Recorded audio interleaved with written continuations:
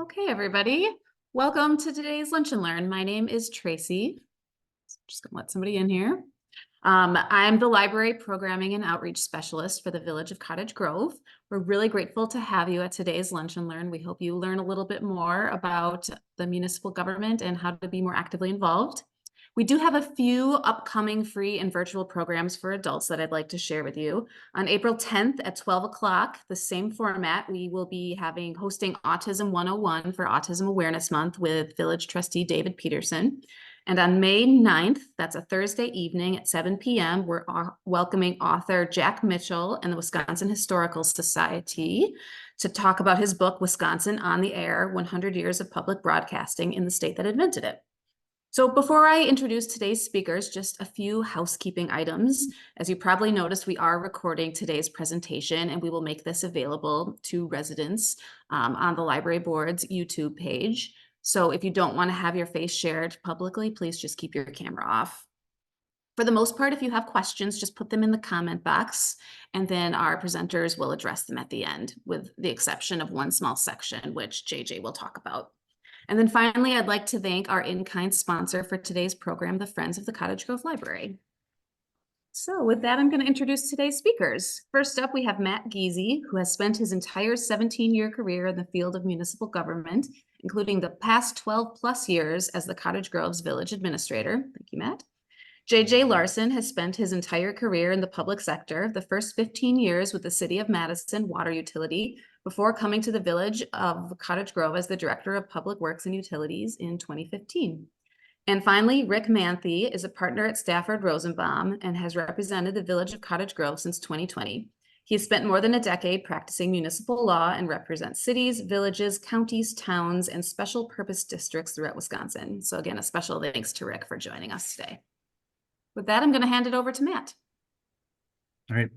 Thank you, Tracy, and thanks to Tracy and the library board for putting this program together here today and for coming up with a great idea for a topic for presentation for the public. We're excited today to maybe teach you some new things about local government that you did not know before. We're confident that in addition to that there's plenty of other things to learn here, which you can see through these learning objectives in front of us. Some of those are to learn how village government is structured, the roles and responsibilities of village officials, the village's portfolio of services, about the village's how to participate and be informed in village business, and then what to expect when attending or viewing a village board meeting, as well as then towards the end, JJ will be outlining for everyone how best to maximize the village's website to be most useful for village residents. So with that, we're gonna start off here. Attorney Rick Manthe is gonna walk through how local governments are structured in Wisconsin, and outline those various forms, as well as specifically breaking down some of the similarities and differences between towns, cities, and villages.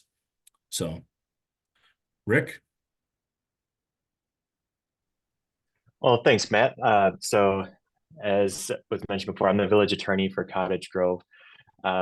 Just a little bit of I guess, background on government in Wisconsin. So we actually have, I don't know if it's the most, but one of the most like layers of government in the country, actually, because in Wisconsin we have so many different jurisdictions, I guess, that have either broad authority or very specific authority regarding subject matters. So, for instance, we've got counties, which, we all obviously know we're in Dane County, but they're operated with a county board, who are elected by basically districts. So everybody votes on their own county representative. And there's also an executive who is sort of in charge of the day-to-day, or is like the chief executive officer for the county. School district, obviously that's their specialty is organizing and managing schools. Similarly, they have a board members, they've got a board president and a superintendent. And similarly, there's the technical college, which I'm not going to spend a whole lot of time talking about the schools, but then at the municipal level, that's where you get a lot of, I guess it gets a little bit more nuanced on authority and the different types of governments that are out there. And I do want to mention, like, there are other types of government as well. So like there are drainage districts, which you wouldn't think about it, but there are government entities designed just for, making sure that water goes where it's supposed to. So it doesn't apply to every single municipality in the state. But like, for instance, there's a drainage district that deals with like rural areas in the Dane County area. It's actually, their jurisdiction is just north of the interstate in the village. There are certain areas up there. So there's just a lot of levels of government that are in Wisconsin. So today we're going to talk mostly about towns, cities, and villages. So towns, we have around 1,200 towns. I think it's like 1,250 towns in the state of Wisconsin. Their structure is, they've got a town board, so it ranges anywhere from 3 to 5 town board members. There's a chairperson and supervisors. Those are all elected at large, meaning everyone that lives in that town votes for who's going to represent the town. There aren't like districts or anything like that. Generally, towns are referred to as unincorporated areas. They're rural, more agricultural usually. They'll have, maybe some like more dense single family residential areas, but generally it's going to be a lot lower in population. There are outliers such as Grand Chute up in like the Fox Cities area. They've got around a population of like 20,000, I think. But they're sort of unique in that towns, like, they actually have an annual meeting where all of their electors are welcome to join and vote on direct legislation. Like, they have very specific powers that the electors have. So it's the governing in towns is sort of shared between the electors, where you've got sort of that direct democracy aspect and the town board. Towns are also a little bit more limited in the services they provide. So what makes them unique is their powers are created by statute or in the Wisconsin Constitution. So unlike cities and villages who have sort of broad regulatory authority, towns are only able to pass laws and legislation that are specifically allowed by statute. So just by virtue of that, the level of services that they offer is more unique. So for instance, towns there's not like a uniform statement, I guess, for this, but a lot of towns actually don't have zoning ordinances. They rely on the county to provide their zoning. Also, since towns are unincorporated, they can be annexed by incorporated municipalities, which would be cities and villages. So cities, they're one type of government. So cities and villages are very similar, I guess, but there are a few qualities that distinguish them. So in cities, we have about 190 cities in Wisconsin. They have a city council, which could include a mayor. They would have a council president and alderpersons. So in cities, you have districts within the boundaries of the municipality, and voters vote on their individual representative. So you don't have a situation where all the voters are voting on all the representatives for the city. You're just voting on the one person that's going to represent your district. Generally, cities are more urban with higher densities compared to towns. They also have more comprehensive service offerings. They're able to just pass a lot of different regulations because they have what's called home rule authority, which means that unless the state has preempted, or the state or federal government has preempted them, they have the ability to sort of regulate or pass ordinances or provide services in a whole host of different areas. It just depends on where the state has said cities and villages can't operate, where it's state jurisdiction. But generally, cities and villages and have a whole host of services that they can provide. They can also provide utilities such as sewer and water. Some municipalities actually provide electrical service as well. And then there's a whole host of land use planning and development topics that they go into. So cities and villages have to have their own zoning ordinances and like land division ordinances. And there's also the ability to create tax increment financing districts, which is its own topic that we could spend a lot of time talking about. But because cities are also considered an incorporated municipality, by statute, they are able to annex town land, which means that you take the land from the town, you detach it from the town government, and you attach it to the city, so that land becomes under the jurisdiction of the city. So villages is somewhat similar in government type to cities. We have about 400 villages in Wisconsin. The governing structure is a village board, so there's not like a chief elected officer in a village. All the trustees are elected at large, but they have a president position. But there's all the trustees and the president are elected at large, meaning every voter in the village votes for the trustees. Oftentimes with villages, you also have a village manager or a village administrator. And part of the reasoning there is, the administrator provides professional full-time services, and trustees, it's often a part-time gig. So for instance, the trustees in Cottage Grove, I believe they all have full-time jobs, and they serve the village in their off time or free time. But the village administrator, Matt, in this case, he's able to handle the day-to-day operations of the village. He oversees the employees of the village and helps facilitate projects throughout the village. And he really answers to the village board. So the village board provides the administrator direction and makes the policy choices that the administrator implements. But ultimately, all the decision-making, like the major high-level decisions, would come from the village board. Villages, similar to cities, they have higher density development, whether it's residential, commercial. They can offer the whole host of municipal offerings for services, provide their own utilities, and they engage in land use planning, development, zoning, all of those things that you would expect from a municipality. And like cities, they can also annex town land or attach it to the village if the property owners in the town want to connect to the village. So it's basically a one-way street where cities and villages can annex town land. There is a process for it to go back to towns, but it's hardly ever utilized, and it's not as easy to annex. It's easier to annex lands to cities and villages rather than going back to the town. I think that covers it for me. Yeah, thanks, Rick. So now that we kind of understand the general scope of these different jurisdictions within and forms of government within Wisconsin, specifically for the village of Cottage Grove, the village has a board of 7, which is referred to as the board of trustees, and that includes one village president and then 6 trustees.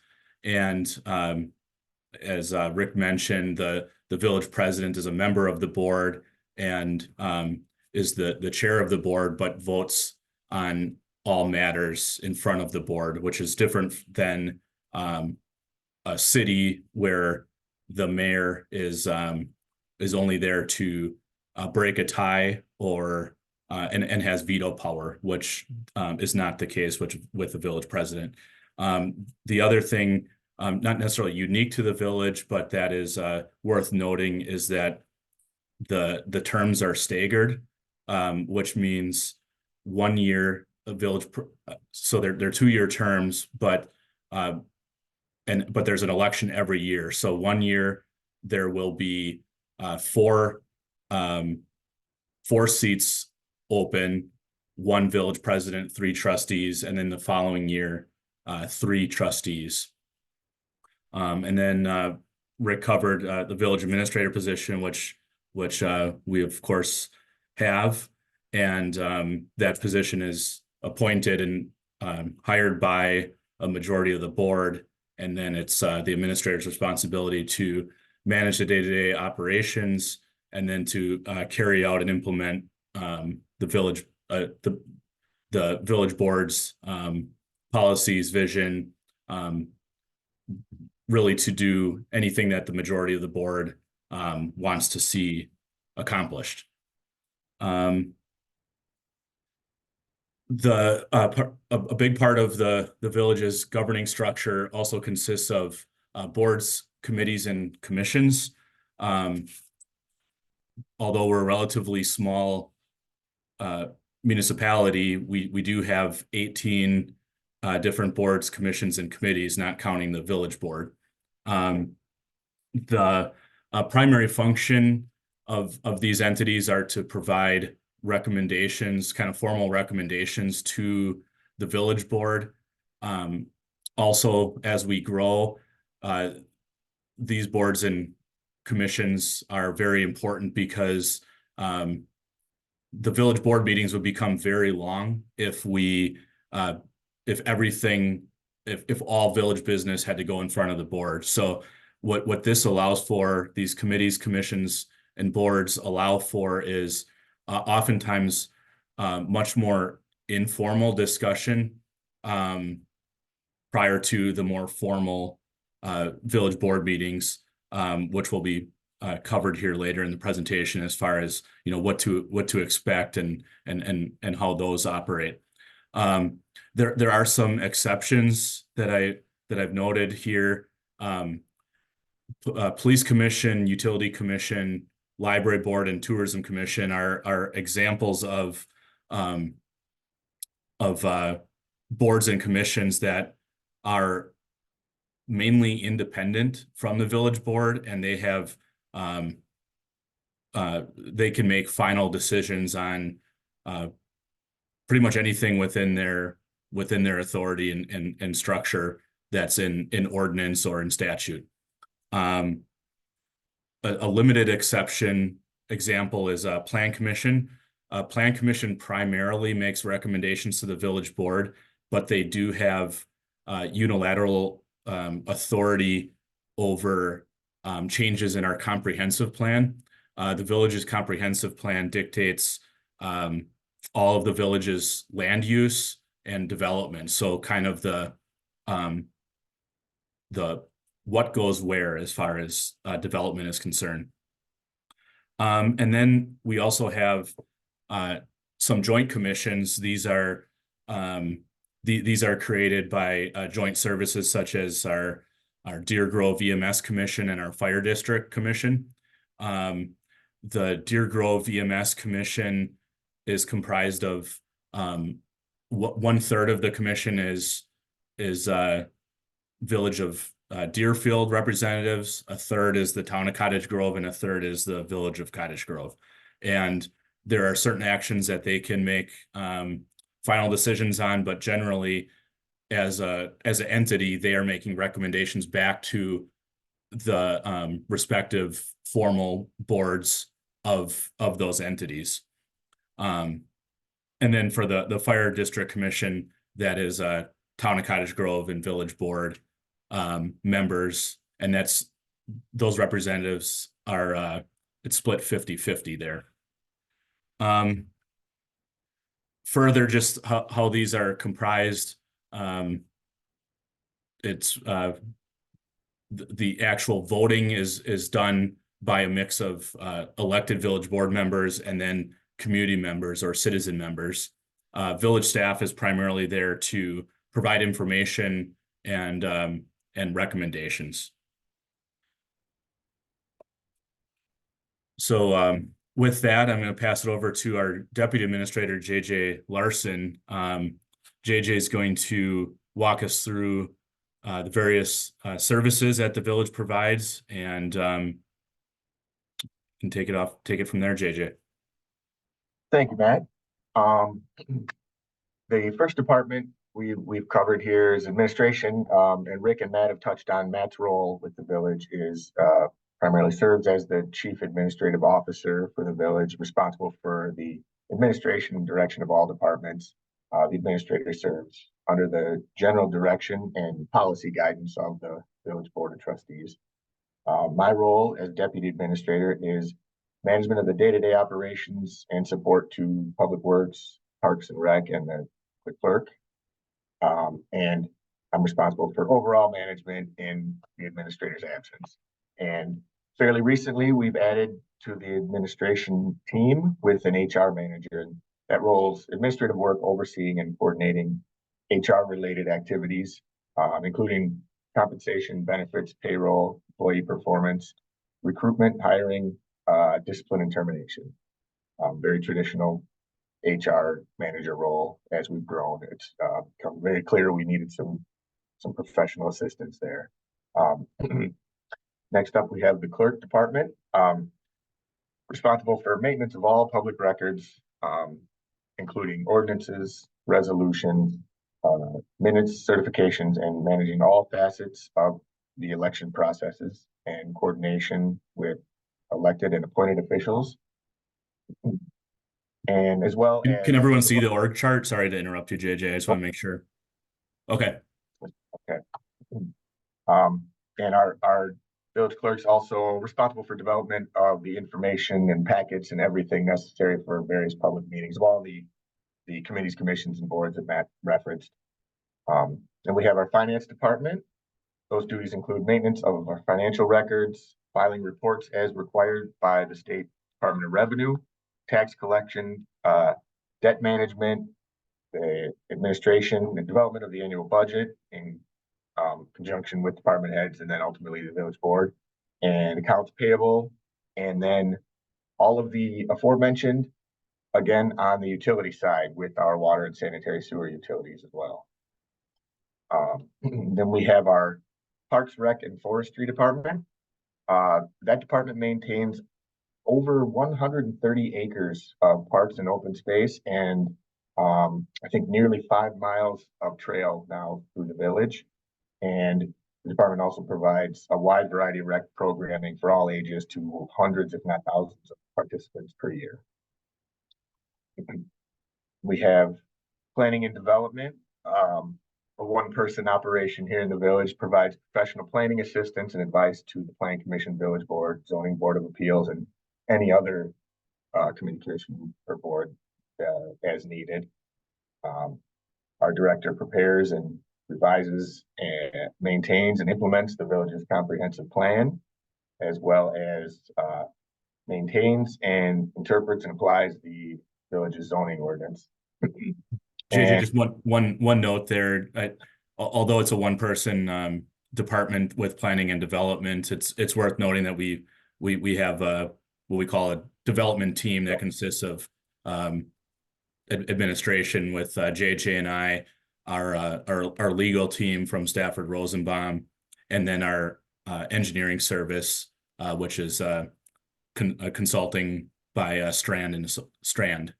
So. Absolutely. And right on cue there, our team meets with developers and others to determine development and redevelopment opportunities beneficial to the village.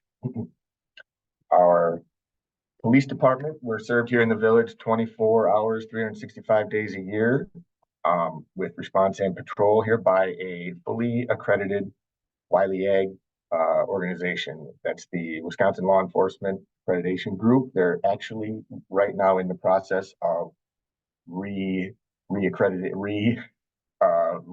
that full accreditation. So they're camped out here analyzing our police department in all aspects to maintain that accreditation. The department consists of over 20 dedicated professionals: chief, lieutenant, 3 sergeants, a detective, school resource officer, a canine officer, and a patrol officers, as well as an administrative services manager and an administrative assistant. The Public Works and Utilities Department is responsible for maintenance of over 35, I think probably closer to 40 now, miles of roadway and sidewalks within the village. We're served in the water utility by 3 groundwater wells, 5 sanitary sewer lift stations, and over 40 miles of each underneath our roadways, serving water and sewer here, as well as dozens of stormwater treatment basins throughout the village, as well as the stormwater system feeding those basins. and then we have what are kind of shared services or other services that aren't entirely under the village umbrella.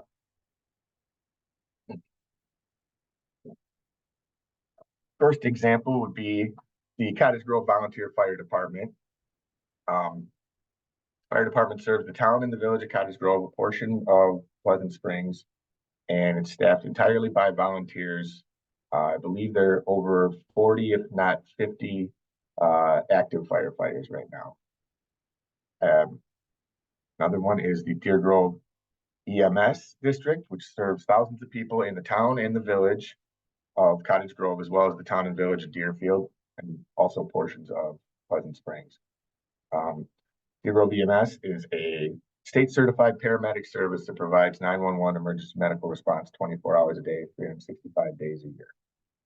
And it does include paid and unpaid volunteers. Tracy is another example. As Matt referenced, the library board is a separate entity from the village board. So this very program here is an example of a service outside of the normal village, but put on by the library board.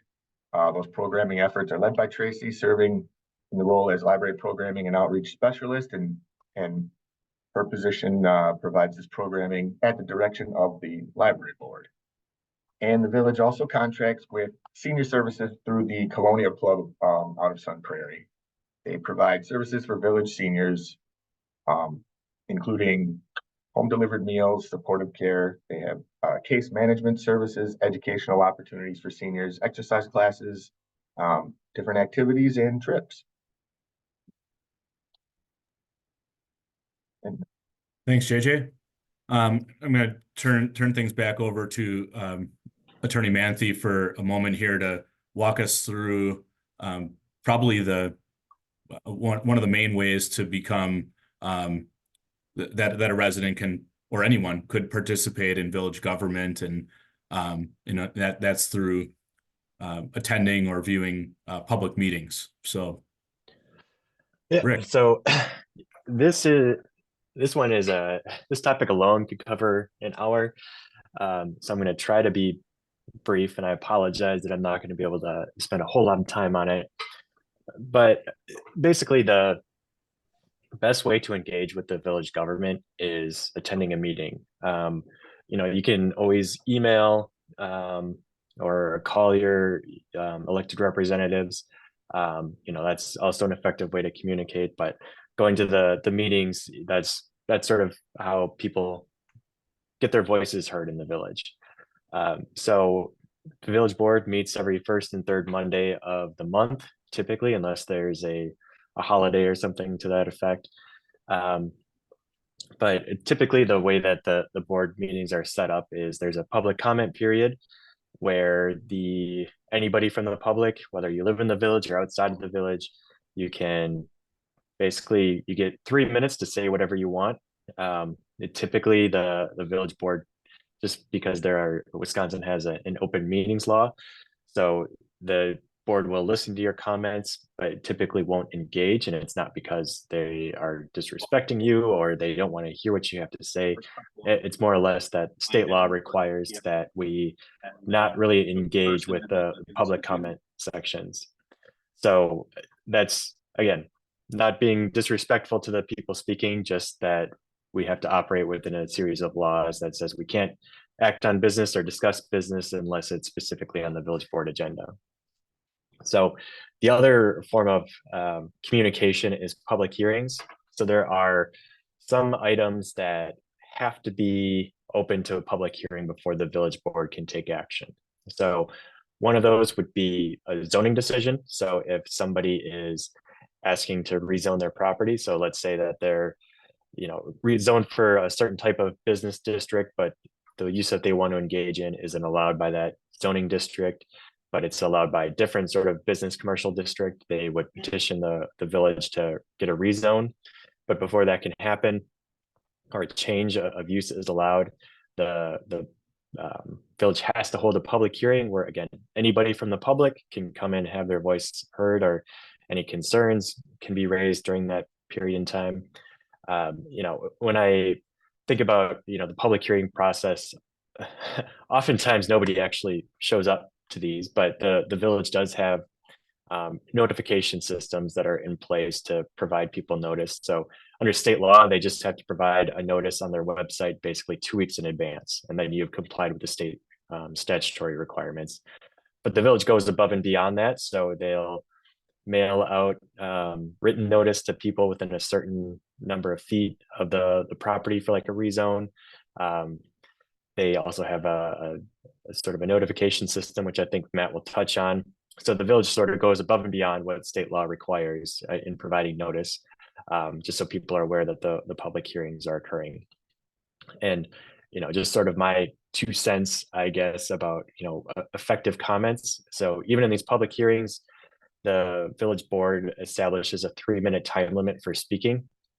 And again, it's more or less just to help things stay orderly, because if the village gets a lot of people that are coming in and speaking, it could potentially be a 5-hour public hearing. So they set time limits for everybody to speak, just to be respectful of everybody's time and attention, and to make sure that the meeting runs in an orderly fashion, because you could have somebody speaking for 2 minutes and somebody speaking for 30 minutes. So they just want to make it more uniform and a good use of everyone's time. So when you're providing comments, it's good to have it down to 3 minutes, hit your important points, and especially speaking in objective facts, I guess. You can read the village ordinances that are on the website to find out what sort of standards that the village might apply in some of its decision making. It's, I guess, speaking to the village standards, that's what is most effective for me. I'm sure it's different for every elected official on what sort of comments are the most effective for them. But just having that 3 minutes and hitting all of your major important points, and especially if you're in a long list of people, hitting unique points rather than something that's been said 10 times over, it's just a little bit more effective, at least in my opinion, not speaking for the village board. So moving on from public hearings, then motions and voting. So that's how the village actually takes action and makes the policy decisions. So again, looking at the zoning example, so they've held their public hearing, which actually starts out at the plan commission, and then you get a recommendation from them, and then it moves to the village board. But when the village board is considering it, they'll have, actually, let me take one step back to public hearings. There's one thing I forgot to mention. So typically the way that these run is, for a public hearing, the applicant will get a chance to go first to sort of explain their project, just to sort of set the stage for it. Staff will provide their comments and any conditions that they want to impose for the approval. And that way it can sort of address any comments that might come up. And, because a lot of times people just have questions that they want answered. So we try to provide the information up front to answer any questions on the front end. And then people can ask questions or make their comments heard during the public hearing portion. So moving back down to motions and voting. So typically the process is just a majority vote for the village board. So after you've had your public hearing or discussion and all the information's been gathered for the village board to make a decision, it'll finally come to a vote where somebody makes a motion, there's a second, then there's maybe more debate about the proposal, and then the village board votes on actually adopting it. So in most cases, if there's a majority vote of the village board, then it's passed and it becomes the official policy of the village, whether it's an ordinance or a rezone or a new subdivision that's approved, the whole host of whatever the topic is for that night. The village typically conducts its business in open session, but because state law requires it to be an open session, there are a few items that the village can go into closed session, meaning that the public is not allowed to watch or participate in the meeting. And the closed sessions are all set by state statute.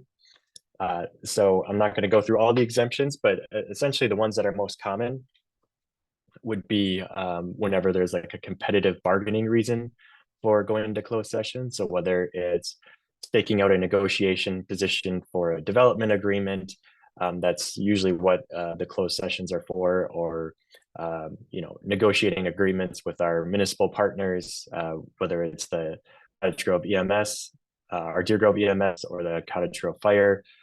If there's negotiations with adverse parties, you don't want that to be all aired in public, because then they would have an advantage in knowing what your bargaining position is. So, let's say you are buying land and you say, well, we're going to set a range of $80,000 to $100,000 that we're willing to pay for this. Well, if that's done in open session, then the other party will know, well, I know they'll go up to 100,000, so I'm not going to accept the lower number.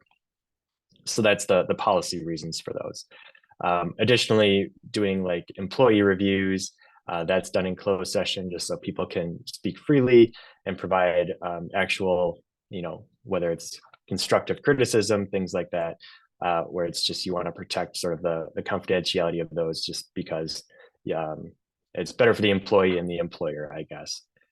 So those are sort of the two basic ones that get used the most often. Sometimes there's consultation with attorneys if there's litigation or pending litigation. But I would say in the village, mostly it's going to closed session for bargaining reasons. But ultimately, you set out your bargaining position in closed session, but actual like action items, like approving on a contract or things like that, that is all done in open session. So you sort of stake out when there's a competitive reason for doing it in closed session. But when it comes to actually approving agreements or taking the final action, that is all done in open session. Thanks, Rick. Just Yep, couple other notes here under public comment. You don't have to be present to provide public comment. You can submit for the record your comments in through email or writing. That'll all be part of the public record. It may not be read into the record, but it is part of the record. So that's an option. And then also most of our meetings are held in a hybrid fashion, meaning both virtually and in person. So that's through the Zoom platform, you could attend that way. And then we'll also learn here in a little bit how else you can attend or view meetings through YouTube Live now as well. So with that, so some, I guess, additional ways you can see there on contacting staff and the board. So, scheduling a meeting, emailing, phone calls. Everyone's always very available to meet with anyone that would want to. Reviewing village meeting materials. Everything that the village board has to that they see ahead of meetings are also available through the meeting materials and embedded into our agendas. So JJ will go into that in a little bit, as well as how best to utilize the website, as we mentioned. You can follow us on various social media platforms, volunteer on a committee, commission, or board, or make the ultimate jump and run for elected office and be part of it all. So I'm sure there's others, but I think those are kind of the main areas. And now kind of the long awaited JJ, how do we maximize use of the website from a resident perspective? Absolutely. Here we go with the fun stuff. If I can share. If I stop sharing my screen, there we go. And if I pick the right one. Are we seeing the village's homepage? Yep. Okay. Well, as Matt referenced, everything, any of our, not just the village board, but any of the aforementioned committees, commissions, or boards, feeds in their packet is all available. If you just go to this little icon right here when you first get to our homepage, the agendas and minutes. Relative, it can be overwhelming, but it is super, super easy to search. If you know what you're looking for, say you're just interested in what happened at the last board meeting, you come over here to download. This drop down has, I'd recommend the HTML, because then, as you'll see here momentarily, you get not only the agenda, but anywhere there was an attached document, you can click that you want to see the minutes of the meeting before that. It's a simple click away. There they are. Those are the meetings considered early on in that board meeting. We had resolution on the issuance and sale of a taxable general obligation promissory note. Doesn't sound that exciting, but you can read all about it here in any of these attachments. And then every meeting has the previous month or previous 2 weeks committees and boards presentations. So they'll have not only their agendas, but oftentimes embedded into those agendas, you can really get all your local government right here by just picking one village board meeting, and you can learn a lot about what's happened in the previous weeks and months. So then there's a report there on the library board facility subcommittee that was a part of this board packet. So all there at your disposal. Also very simple to search. You know, something happened back in January, just, you know, put in the whole month, search it up, and you can see every meeting that occurred in that time period. Like I said, you just go back over, click those agendas, and find what you're looking for at the click of a button. And then it's also actually, I'll show, there's 2 ways to actually watch the meetings. As Matt referenced, our village board meetings have been hybrid, in person and on Zoom, basically since the onset of COVID. It's worked extremely well, so we've stuck with it. It's almost all of our committees now are offering a hybrid version. That said, if you don't want to necessarily see attend the meeting where you're live and people can see your name, you can now attend all of them, or let's see, at least I believe 6 are streaming live on YouTube Live. So you can attend anonymously and be right there like you're sitting in the room. And that's available. Whoop, forgive me, I'm doing 2 things at once, and that never works well for me. But you can also subscribe on our page here. You'll get notices whenever there's a meeting, as well as we've now got our cable coordinator has taken all the meetings and organized them into playlists. So if you are really interested in what the Tourism Commission's been up to, you can just click that and go view those meetings right there on our YouTube channel. Now, that is also available down here too in the videos on demand. So then you can view all the links there. Takes you right to our YouTube channel. Okay. And I could get into this website, I could really get talking for a while too.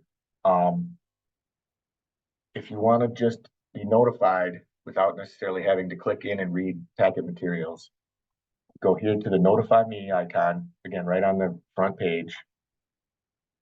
Enter your email,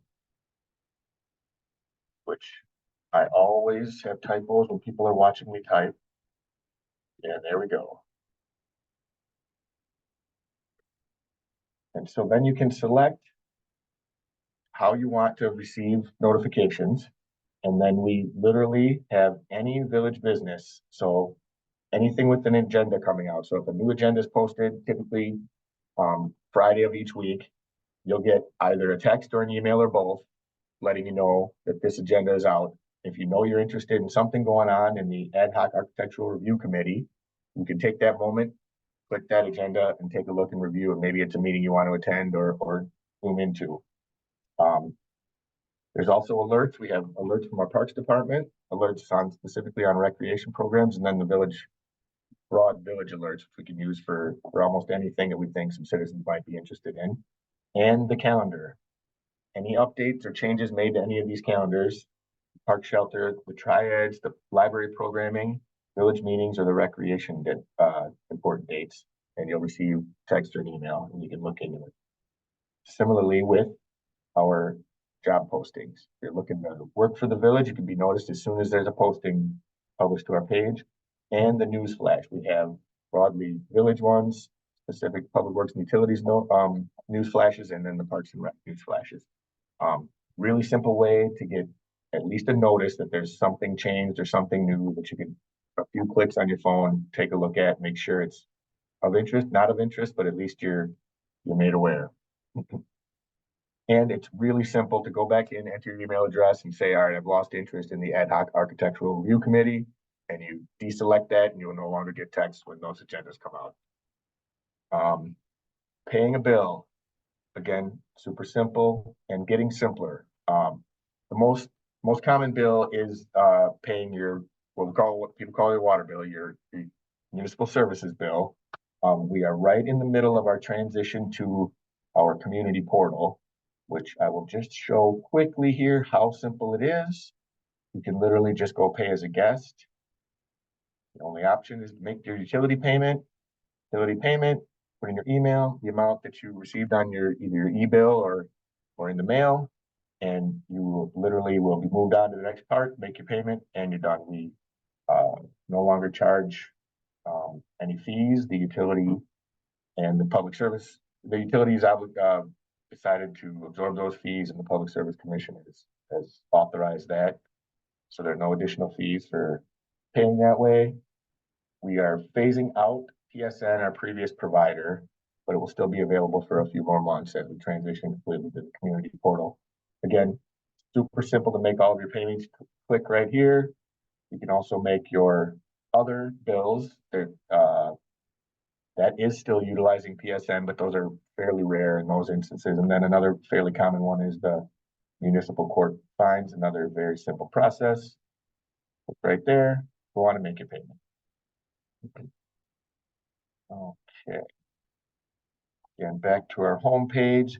You're concerned with something, or you just want to bring something to village staff attention. Again, right here in the middle, click the icon, fill in this form, provide just at least a base amount of information. These go to, essentially it goes to 3 of us, and then within a short amount of time is given to the appropriate people to investigate and or take action on whatever the issue is reporting.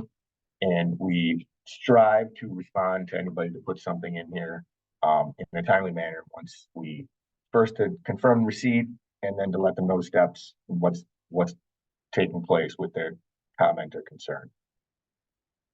And another common theme is what's going on in the village, what's happening across the street. We maintain this simple page here, again, main icon right in the middle of the website. Typically, it's development projects that citizens are interested in. Our planning director does a fantastic job of maintaining this map here. You'll see, not sure how good it's coming through on the shared screen, but it's really great when you look at it yourself. Simple key and map, and then you know where you're looking in the village if you're interested in what's happening with a particular project. But the first choice dental number 17 is happening right here along BB. What's going on there? You click this, and as we showed through all the planning commission and board, everything that was involved in the approval process, all of those documents are put right here. So if you really want to dig into what's going on in that site, you can literally go back to the site review document, see what the planning commission and what the board saw, whether it was weeks, months, sometimes even years ago, what was approved. Literally all of the information that your elected officials, commission members have seen and considered long before maybe most residents were even aware something was going on, is all here at your fingertips, just a few clicks away. We also maintain parks and rec projects, public works projects as they're going on, in any village facility projects as well. But we do find typically most folks are interested in what what the new stuff is coming or what redevelopment is happening. So this one's our most clicked by far. Okay. And we briefly touched on this, but again, employment opportunities, you want to work for the village or just keep up to date on what positions are open. We just launched this NeoGov format here. This will allow folks, whether it's part-time positions like maybe the summer playground camp, or you're looking to get in with the Public Works Department, you create an account, you enter all your information. Maybe it doesn't work out, this role is not right for you, but you've already got an account there, and then there's another position available in a month or two. You're already set up, you log back in, all your application materials are set to go. It's going to streamline everything on our end, but also on potential future employees and for applying to the village. Another one we get commonly is questions about ordinances. You just go to this simple drop down here, government, village ordinances, and even myself, we've got a lot of ordinances. The best way to do it, get to this and enter something. It's great at just grabbing. So for me, one that we always get throughout the winter is what's going on with snow? My neighbor didn't shovel yet. So you go right here. It takes you most likely by entering something like that, will take you right to the relevant ordinance. One quick search of a term, and then you'll know that your neighbor has 24 hours from the stop of the accumulation to shovel their sidewalk. So you can get yourself informed before you even have to call and report that neighbor who's not as diligent as you are. And then another common one is folks will want to visit the village budget. So the best way to get there is to go to departments, finance. You can see a nice picture of Cameron there, our finance director, and annual budget. And this is the document that your village board sees and acts on, which again, when you see the total page number can be a bit daunting, but scroll up to the top, you can begin with a nice staff memo that summarizes. Maybe in there you'll find the answer to the question you were looking for, or maybe you really want to dig in to the nuance and the detail. You can just scroll down here to page 50 and really look at each one of these lines, but it's literally all there at your fingertips on our website. Okay, I talked way longer than I was supposed to. Sorry about that, Tracy. I do just like to show people that it really is, it's not too difficult. It's all there. You can find the answers to everything, any question you may have about the village. So that said, are there any additional questions about the website or anything I covered in this part? We can cover it now while I'm still hopefully sharing my screen.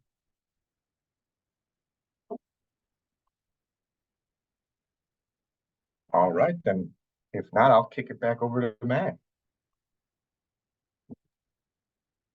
All right, thanks, JJ. That was a great rundown of all the, and there's certainly more that's on the website, but I think you touched base there, JJ, and at least the things that we get the most feedback on, and then we are able to track the analytics of the things that are most clicked on and talked about. So we have a good gauge on that. So with that, that concludes the presentation. We're certainly available for questions and anything anyone would like to ask us on this topic. And there's our emails as well. If anyone would like to reach out to us after the fact as well. I have a question. I'm Timothy Jones. I don't know if you can hear me or not. Yeah, can hear you. Okay. I really like the village logo that we see at different places throughout the village, and I'm wondering if you can tell me a little bit of the history of that, of how was that developed, and maybe if you can explain it. And I'm just curious about that. Yeah, great question. Thanks, Timothy. So a few years ago, kind of the years all kind of blend together a little bit here. But the village board initiated a process with a consultant that did a marketing and branding study for the village with the hope that they could at the end of it have a new logo and some different branding and things like that to market us to developers, and then just generally to residents and as a village government. So they went through a process, and this ran through our community development authority, because a lot of it initially was economic development driven, and they presented, I think there were 3 finalist concepts that were discussed, and we tried to push it out there to get some feedback from the public, and we received some, but there wasn't there wasn't a lot of momentum on comments for those. So the board kind of discussed it for a time being, and then whittled it down further, and there were, I think, several renditions of this final one, and then ultimately they settled on this one. And to your specific question as to what it means, so I think most can see that there's 3 trees in the middle. The meaning of the different colors and the different shapes of the trees is to signify diversity in general, and that's that was really important to the village board, and is important. And then to the left here, you'll see those are buildings to show commercial, to signify commercial or industrial development. And then to the right is to be more of a residential look. So a mix between residential and commercial, and the connection between is just a road to show that we're striving to connect both in a meaningful way for the community. So I think that's so sometimes the branding people can get a little bit more in depth and creative in describing it than I did there, but I think that's in general the meaning behind the logo. And I appreciate the question, because there's oftentimes it's good if the appearance of the logo is good, but it's also really nice to understand what's behind it, and sometimes people can appreciate it more if they understand that.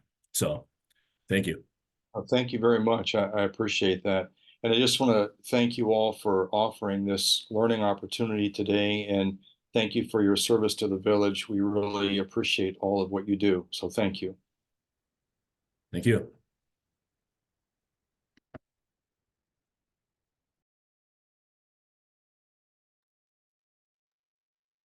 It's 1 o'clock, just last call for questions if there are any. You can always follow up with Matt or JJ with the emails they provided. Okay, I'm not hearing any more. Thank you, Tim, for your great question. I learned quite a bit from that response, Matt. The library board would like to thank Matt Giese, JJ Larson, and Rick Manthe, partner at Stafford Rosenbaum, for your time and spending lunch hour with us today.